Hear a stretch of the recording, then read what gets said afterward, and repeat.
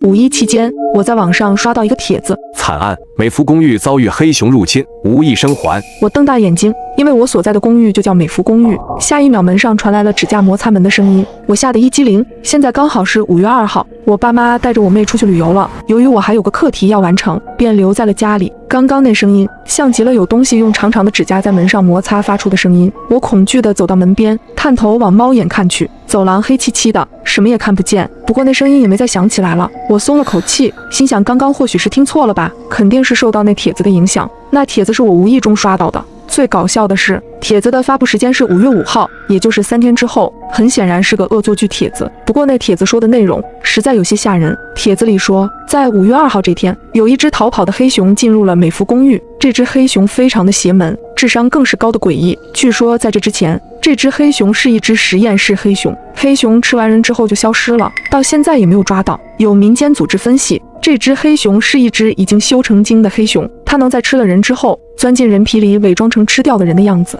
这种黑熊成精的故事，其实我已经听过不少了，但最让我觉得这个帖子可怕的是，发帖人却把美孚公寓的大门照片发上去了。这不就是我家楼下的公寓大门吗？真是晦气，这人神经吧，编这种玩笑。我忍不住骂道。正当我准备把这个帖子随手举报了之后，突然我看到下面多了很多跟帖。我有个表哥就是负责这个案子的，我听他说现场惨不忍睹，那只黑熊不仅杀人，还喜欢虐杀。现场找出的好几具尸体都是手脚分离的，是被那黑熊活生生给撕扯下来的。卧槽，这太恐怖了吧！最恐怖的是这只黑熊还没有被抓到，我吓得晚上都不敢关灯睡觉了。这次受害人里头就有一个我同校的学姐，可惜了，虽然我跟她不熟，但也是同一个社团的。我听到她被黑熊吃掉的时候哭了一天。楼上说的是清北大学的叶苏苏吧？我看了她生前的照片，可惜了，那么漂亮。冷不丁看到我的名字的时候，我愣住了，不会是同名吧？可我读的学校就是清北大学呀，而且这些跟帖是怎么回事？大夏天的我打了一个寒战，怎么这些人说的好像真有这回事发生了呢？也就在这个时候，整个屋子的灯无声无息地熄灭了，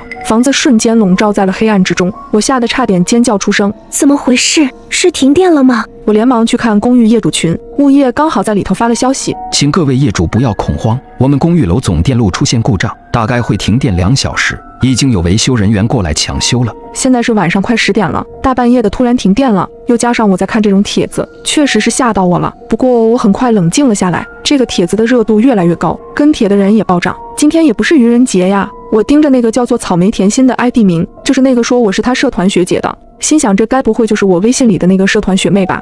她的微信名叫做草莓超甜。为了求证，我给那学妹发了微信，过了老半天，学妹才回复了我。学姐，我刚和室友在外头聚餐呢，你说什么吃人熊帖子，我没法回复啊。你看我和他们现在都在 KTV 呢。学妹的语气听起来很茫然，她很快发来一个视频，视频里几个女孩在 KTV 唱的忘情。我松了口气，果然这神经帖子就是一个离谱的恶作剧吧。不过学姐，我在某书的 ID 名的确叫做草莓甜心，你怎么知道的呀？难不成你刷到我发的内容了吗？一瞬间我愣住了，我想要把这个回复截图发给学妹，可我却截图不了，一旦我试图截图就会死机，甚至我在这个帖子下面也发不了任何回复。但我退出去看其他帖子，都是能正常截图和回复的。我皱起眉头，感觉到了一种不安感。随着帖子的热度越来越高，有人说想看下叶苏苏的照片，有网友很快把照片发了出来。当我看清照片的一瞬间，血液仿佛都凉了几分，因为照片里这人的确是我。可惜了，叶苏苏本来很快就保送读博了，他爸妈回来后看见他的尸体，一夜白头。据说叶苏苏的脸皮都被那黑熊扒了下来。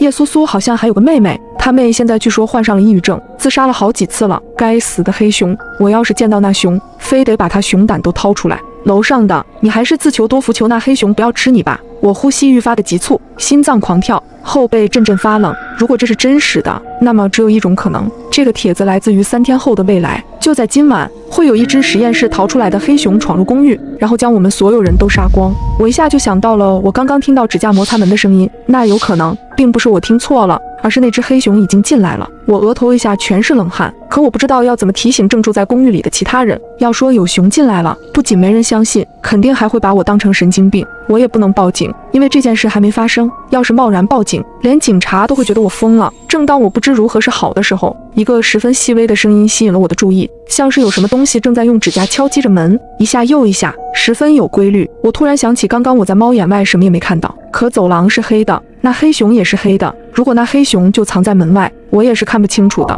一想到那黑熊可能已经来到我门口，我后背汗毛耸立。走廊是声控灯，而且这灯是应急用的，不会因为停电而失去作用，只要有人走过都会亮起来。可现在门缝里没有任何光亮透进来，如果门口真是那黑熊，难道他会隐藏自己的脚步声？我紧张地拿起厨房里的水果刀，小心翼翼地靠近门。屋外一片寂静，一点声音也没有。但这正是我觉得奇怪的地方。我家住在504，这层楼一共有4间房，住了3户人家。502住的是一个2次元宅男高中生，好像叫小伟。小伟平时住校，只在放假的时候回来住，可每次一放假，他准通宵打游戏，声音还开得老大。可今天502安静得出奇，连一点动静都没有。501住的是一个年轻的单身妈妈，她那孩子也就几个月大，正处于时不时就哭闹的阶段。可今晚我愣是没听见一点孩子的哭声，安静的实在有些过于奇怪了。我探头去看猫眼，可外头还是黑的，什么也看不清。也就在这个时候，突然感应灯亮了，有脚步声响起，我听到脚步声停在了502的门口，砰砰，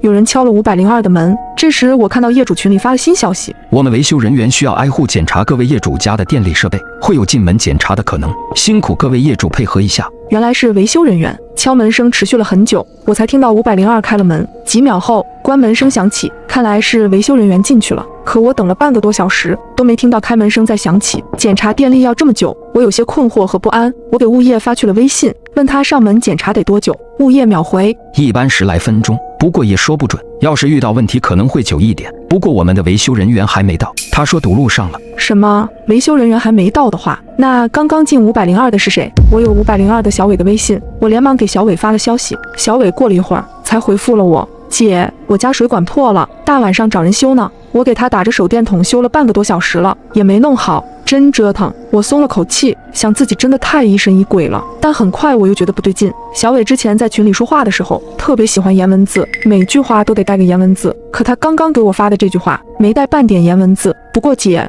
你原来在家呀？我还以为你跟你爸妈出去了呢。小伟突然来了一句莫名其妙的话，我心里咯噔一声，总觉得有些不安。也就在这时，业主群里有人说话了：502，你家水管破裂了，怎么还没修好啊？弄得现在我家卫生间里都是水，把家具弄坏了你赔。我打你电话也不接，受不了，我要上去看看。我记得402住着的是一家3口，现在在群里说话的是402的男主人，男人5大3粗的，看起来就不太好惹。我连忙在物业群里发了消息，艾特所有人，今晚感觉不太太平，大家尽量不要出门。不过没人理我。也是，我突然发这么一条奇怪的消息，要我看见了也只会当作没看见。很快我听到了402上来的声音，他怒气冲冲地猛拍502的门。过了一会儿，502开门了。502，你人呢？我听到402站在门口大喊的声音，很显然小伟并没有出来。我小心翼翼地推开门，只留了一点缝隙往外看去。男人站在门口，似乎在犹豫该不该进去，因为402家里太黑了，连一点光都没有透出来。可刚刚小伟不还说是集水管工打着手电修水管，那怎么可能里头一片漆黑呢？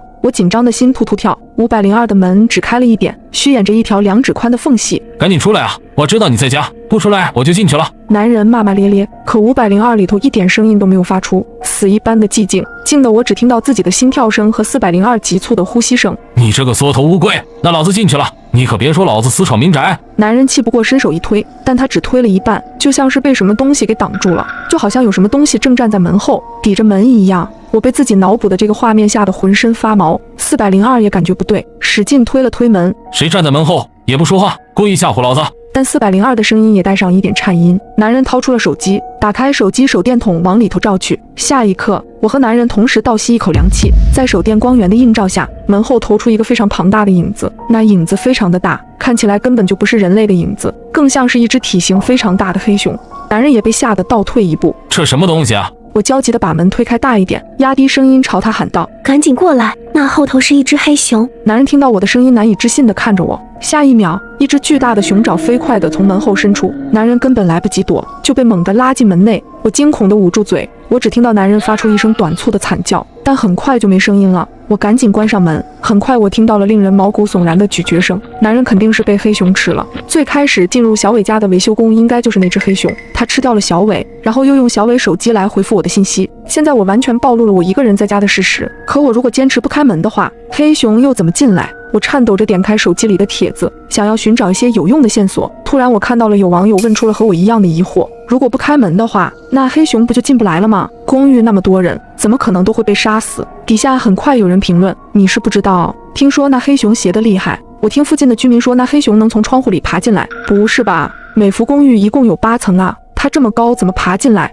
这是熊又不是蜘蛛侠，所以说那黑熊邪呀。而且之所以住户没听到什么声音，据说是因为那黑熊最先就拔掉受害人的舌头。别说了，我要睡不着觉了。我后背渗出黏腻的冷汗，难怪我刚刚只听到男人发出一声短促的惨叫，原来他的舌头被拔掉了。我立刻冲到家里的窗前，将所有窗户和阳台的门都锁好。这时房门被敲响，我看见402的男人站在我门口，他表情怪异，嘴角用力往上翘着，像是野兽在努力模仿人做表情。他一定是那只黑熊穿上了402的人皮。我屏住呼吸，不敢发出一点声音。突然门把手嘎吱转动了起来，紧接着门被撞得砰砰作响。他想用蛮力将门撞开，这怎么可能？这门可是结实的防盗门啊！但很快我就惊恐地瞪大眼睛，因为这结实的防盗门竟被黑熊撞得摇摇欲坠。我赶紧搬来了椅子抵住了门。正当我绝望的时刻，走廊尽头传来了开门声，是501开门了。半夜吵什么呢？我家孩子都被你吵醒了。他冲着男人质问道。我用尽全力朝着门外大喊：别出来，马上关门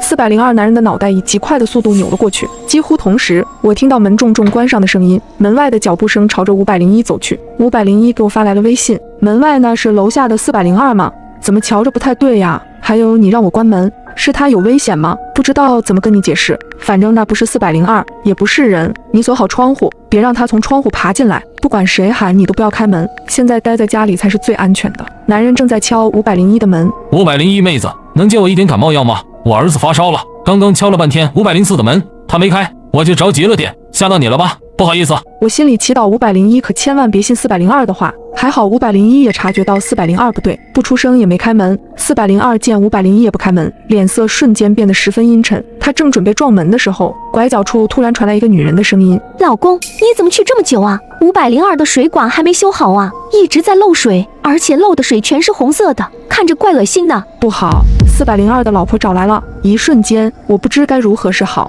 如果开门，402极有可能闯进来；可如果不开门，402的女人就没有任何逃跑的机会了。老公，你怎么站在那儿不动啊？你不是去502吗？女人疑惑地朝着男人走去，不过她很快意识到了不对。血，怎么这么多血？这个时候402男主以极快的速度朝着女人咬去，女人甚至还没来得及反应过来，就被她的老公一下咬住了腿。我看见黑熊从男人的身体里钻了出来，女人此刻应该恐惧到了极点，因为她根本想不到藏在自己老公身体里的是一只大黑熊。走廊里只有女人抽搐般的啜泣声，可过了一会儿，就连声音都没有了。黑熊吃完人，又钻进了402的身体里，可我没想到，它不再朝着我这里走来，而是突然不见了。正当我忐忑不安的时候，突然我听到身后传来响声，我扭过头，差点吓得魂飞魄散。402的男人就趴在窗户上，脸死死地贴在上面，正目不转睛地看着我。他用手掌拍打着窗户的玻璃：你要是敢进来，我就跟你拼了！我朝着黑熊大吼道。此刻我都做好了死的准备。男人对我诡异一笑，